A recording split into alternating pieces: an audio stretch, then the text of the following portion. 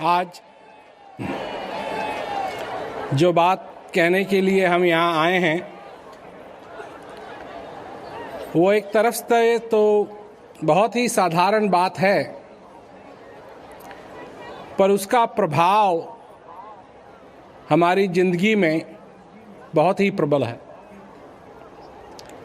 तो बात तो साधारण है और ये सब लोगों ने सुनी भी होगी पहले कि जो अच्छा है वो भी तुम्हारे अंदर है और जो बुरा है वो भी तुम्हारे अंदर है। परमात्मा भी तुम्हारे अंदर है, शैतान भी तुम्हारे अंदर है। परंतु इसका क्या मतलब हुआ? इसका मतलब यह हुआ कि जैसा हम सींचेंगे वही आगे आएगा। अर्थात जिस चीज का हम अभ्यास करेंगे अपने जीवन के अंदर वो आगे आएगा। परंतु हर दिन जो हम जीते हैं, क्या इसी प्रकार जीते हैं कि हमारे हृदय के अंदर, हमारे अंदर पार ब्रह्म सच्चिदानंद परमेश्वर विराजमान है? हम लोगों से झूठ भी बोलते हैं, हम लोगों पे क्रोध भी करते हैं, ईर्ष्या भी करते हैं। हम तो इस तरीके से जी रहे हैं अपने जीवन को जैसे कि भगवान है ही नहीं। और हम जाते हैं, मैं पूछता हूं आप सब लोगों से, आप किस में माहिर हैं?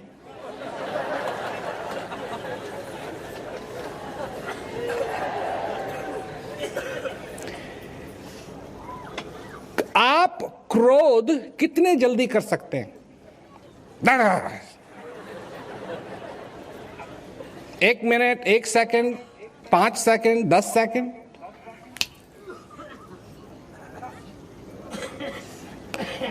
अगर आप क्रोध जल्दी कर सकते हैं तो इसका मतलब है आप क्रोध करने में माहिर हैं। इसका मतलब है आप क्रोध करने का अभ्यास करते हैं।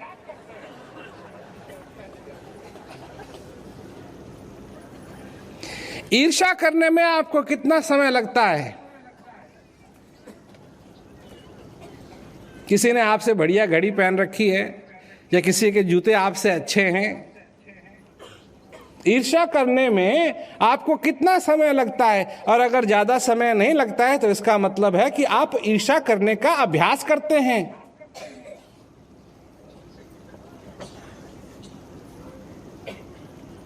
और मैं यहां यह कहने के लिए आया हूं कि अगर आप आपके अंदर स्थित जो सच्चिदानंद है उसको पाने का अभ्यास करें तो आप उसमें माहिर हो जाएंगे।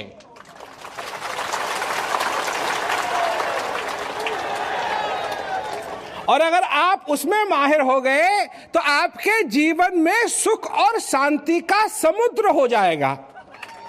कुआं नहीं, नाला नहीं, नलका नहीं, समुद्र हो जाएगा। जहां तक देख सकोगे शांति।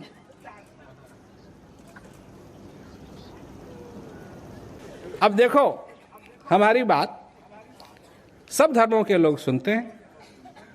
जिस ज्ञान को हम देते हैं सब धर्मों के लोग अपनाते हैं, क्योंकि हम ऐसी कोई चीज नहीं कह रहे हैं जो हिंदुओं को ही लागी हो, चाहे ईसाई हो, चाहे तुम भगवान में आस्था ना रखते हो। बात तो हम मनाने की नहीं कह रहे हैं ना। अगर हम बात ये कहें कि तुम भगवान को मानो, तो जो भगवान में आस्था नहीं रखते हैं वो कहेंगे नहीं मानूंगा।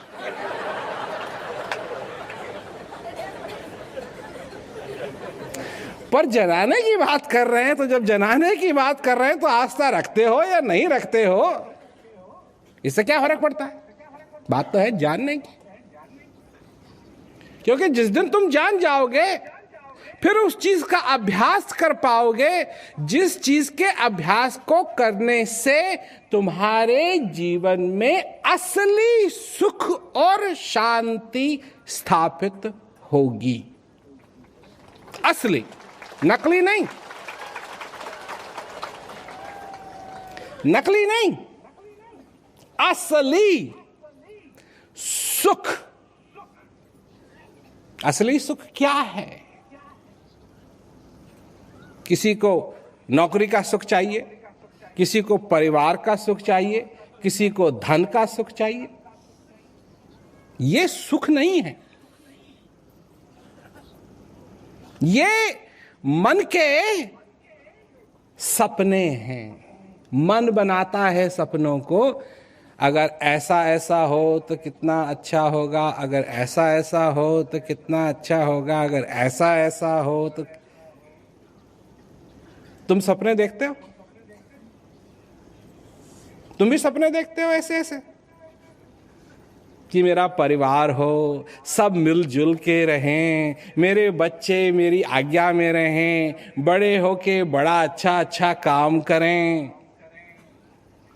मेरी नौकरी में मेरी तरक्की हो और पैसे हो, अगर किसान हो तो मेरी फसल और बढ़िया हो, मेरे को और पैसे आएं, मैं और ज़मीन खरीद सकूं। अगर तुम गाय भैंस रखते, मेरी अच्छी अच्छी गाय भैंस हो और दूध दें, मेरी दूध की बिक्री और हो। ये सब तुम सपने देखते हो ऐसे ऐसे? अगर देखते हो तो तुम सो रहे हो, क्योंकि बिना सोए सपने नहीं दिखाई देंगे। और मैं तुमको जगाने के लिए आया हूं। मेरा काम ही है जगह जगह जाके खटखटाना, उठो, सोए काहे के लिए हो? अब उठने का समय आ गया है, सो मत, उठो। असलियत को देखो, आंखें खोल के असलियत को देखो। इस असलियत में तुमको वो सच्चिदानंद स्वरूप नजर आएगा।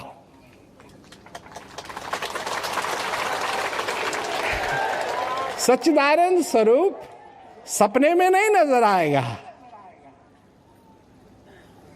सब अब देखो, ये भी शब्दों का कमाल है। मैं आया हूं तुमको उठाने के लिए, परंतु तुम्हारी आंखें हैं खुली,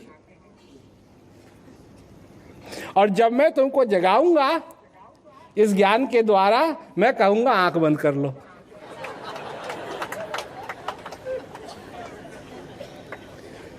पर तुम समझते हो कि तुम उठे हुए हो क्योंकि तुम्हारी आंख खुली है, पर तुम खुली आंख में सोए हुए हो।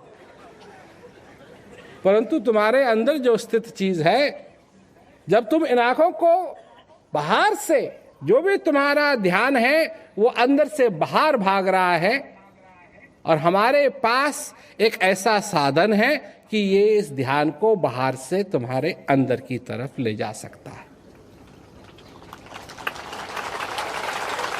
तुम संसार को देखते हो, पर अगर अपना चेहरा देखना चाहते हो तो तुमको आईने की जरूरत है। आईना लेके आए हैं हम, आईना लेके आए हैं हम, ये है हमारे पास। और जब अपने को आईने में देखोगे तो क्या दिखाई देगा? क्या दिखाई देगा?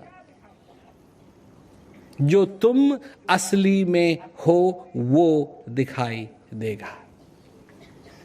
और जो तुम असल में हो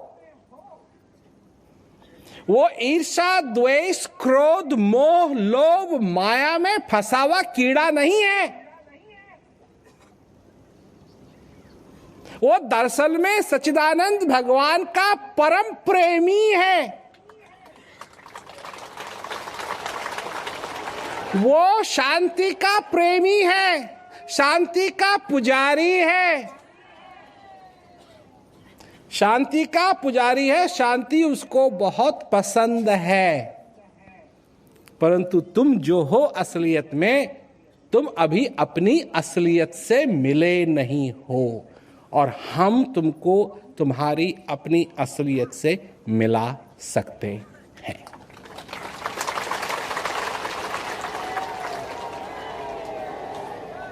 कहां है ये? तुम्हारे अंदर है। क्या तुम इस बात को नहीं जानते? क्या तुम नहीं जानते? क्या तुमने कभी नहीं सुना अपनी जिंदगी के अंदर कि जिस भगवान को तुम ढूंढ रहे हो वो भगवान तुम्हारे अंदर? क्या तुमने कभी नहीं सुना है? तो मैंने आज यहां आके क्या बड़ी बात कह दी तुमसे, पर जो बात मैं कह रहा हूं इसका प्रभाव तुम्हारी जिंदगी के अंदर बहुत बड़ा होगा, क्योंकि जानते हुए भी तुम अनजान हो इस बात से। सुना जरूर है पर जानते नहीं हो कि कैसे उस चीज का अनुभव किया जाए। और जब तक इसका अनुभव नहीं कर लोगे तो तुम कहीं भी जाओ, कुछ भी करो, तुम्हारा जीवन अधूरा रहेगा। मिलजुल करके रहना है।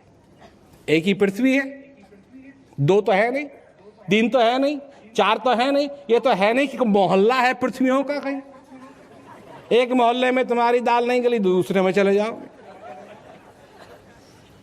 एक ही पृथ्वी है, इसी में हम सब रहते हैं, इसी में हम सबको रहना है, इसी में हमारी भलाई है कि हम सब मिलजुल के रहें, उस परम पिता परमेश्वर को समझें, अपनी जिंदगी के अंदर शांति लाएं और आनंद लाएं और चैन से और आनंद से अपनी जिंदगी बिताएं। क्योंकि एक दिन जाना सबको है, किसी ने ऐसा ठेका नहीं ले रखा है कि वो यहां रहेगा। बस बात यह है कि आए हैं सो जाएंगे। राजा रंक फकीर, एक सिंहासन चढ़ चला, एक बांधे जंजीर।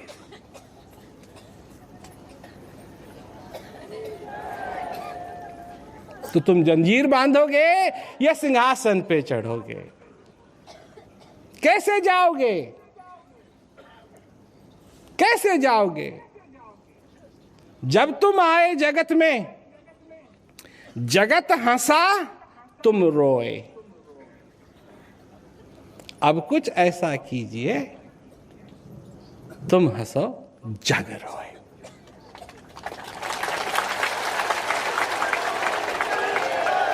आप लोगों ने देखा होगा ना, बच्चा रो रहा है, हे करके रो रहा है और सब लोग हा हा हा हा हा हा हा करते।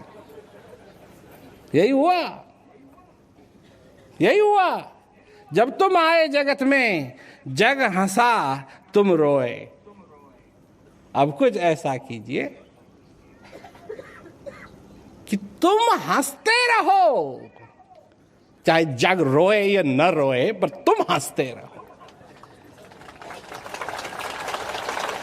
और ये तभी संभव है जब तुम्हारे इस अंधेरी कोठरी में भगवान का दिया जले। दिया, इसके लिए, इस दिए को जलाने के लिए ज्ञान रूपी माचिस की जरूरत है।